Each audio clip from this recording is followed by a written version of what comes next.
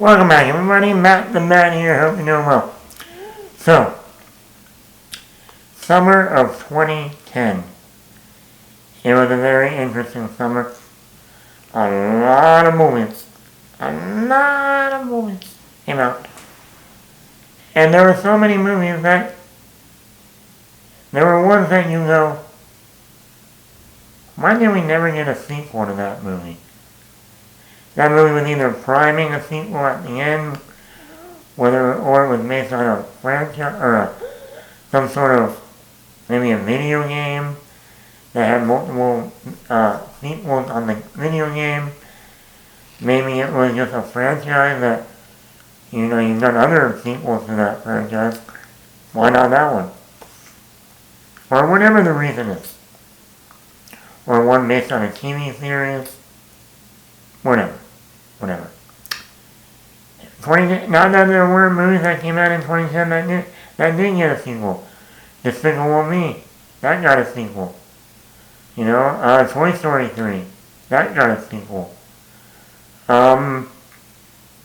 We had another Twilight movie, of all things, got a sequel. Iron Man 2 got a sequel. But there were movies that I go, you know what? I wish we got a sequel. You can even argue Inception. I know, Christopher Nolan liked to do the one and done on his original movies. But Inception could have gotten a sequel. You could have done a whole lot of shit with a sequel of Inception. You could have gone with any way you wanted with that. But I have a list of movies that came out in 2010, in the summer of 2010, that I go, why did we never get a sequel to that? I already talked about Robin Hood, the one directed by Ridley Scott with Russell Crowe. I did a podcast on that in May. We should have gotten a sequel to that. This was more like a prequel to the original true story, well, not a true story, but original material of Robin Hood. And we never got a sequel. Never. And it was finding itself for a sequel. Prince of Persia with Jake Gyllenhaal. That's based on a video game that has multiple sequels on the video game. That movie was supposed to be the next Pirates of the Caribbean franchise. It was about, 3 years after the last Pirates of the Caribbean, and we still had another year until the fourth movie came out in the pirate franchise. Yeah, but they were priming Prince of Persia to be the next big franchise for Disney. Jake Gyllenhaal, Gemma Arterton, Ben Kingsley, Alfred Molina. This was supposed to be the next Boom Boom. We never got a sequel to that. And that's actually a pretty fun movie. I know there was a lot of backlash because of the casting of Jake Gyllenhaal. It didn't fit the ethnicity of the character in the video game. People, when you get Jake Gyllenhaal, you don't say a word. Karate Kid, the Jaden Smith Karate Kid movie with Jackie Chan. Ralph Macchio got 3 Karate Kid movies. Being racist. You wanted to see a sequel to the Jaden Smith Karate Kid. That was a good movie. I wanted to see more Jackie Chan. Yeah, Jackie. We never got a sequel to that. Night and Day. Tom Cruise, Cameron Diaz, Paul Dano's in that movie too. Even Gal Gadot shows up in a scene. Night and Day, directed by James Mangold, the guy behind Logan, Wolverine, Ford v Ferrari, Walk the Line. You know what I'm talking about. Night and Day, I'm going to keep saying that. That was supposed to be the next big Tom Cruise franchise. Right? You gotta remember, at the time that this movie came out, Mission Impossible was in a weird place. By then it was already over 4 years since the last Mission Impossible, and We didn't get another one until the end of 2011, a year and a half later. And that movie, Mission Impossible Ghost Protocol, was supposed to be sending Tom Cruise out the door and making Jeremy Renner the new MI5 agent. So this movie was supposed to be the new Mission Impossible franchise for Tom Cruise. And we never got a sequel to that. It was a good movie. Fun, action-packed, the chemistry between Tom Cruise, Cameron Diaz. With me, without me. With me, without me. That will never get old. Never get old.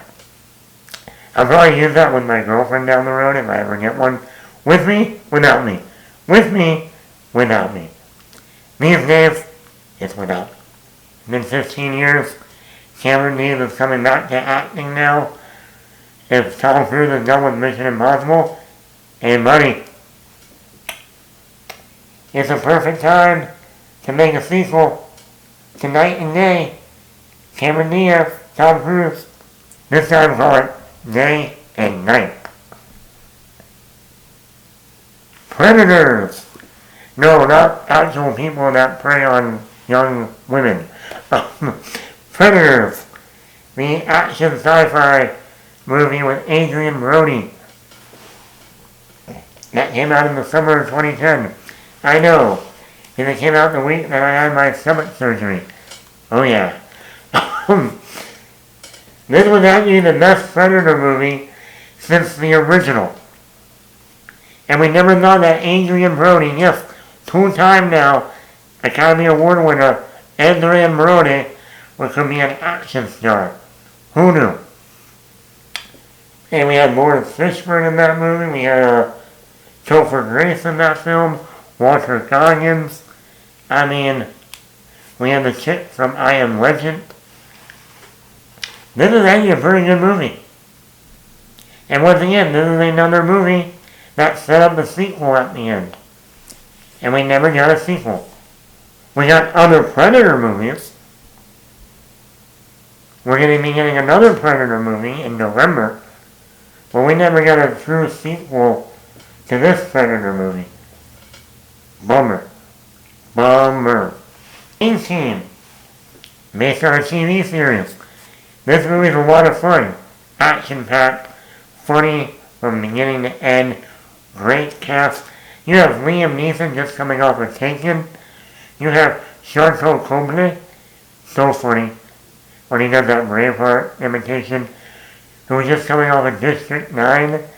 You had Bradley Cooper, who was just starting to rise up in Hollywood, just coming off of The Hangover a year prior. You had Jessica Biel in here, Patrick Wilson, John Hamm. I mean, this is the epitome of the early 2010s. Liam Neeson on the rise with Taken, Bradley Cooper starting to really rise in Hollywood, Patrick Wilson coming before the Conjuring movies.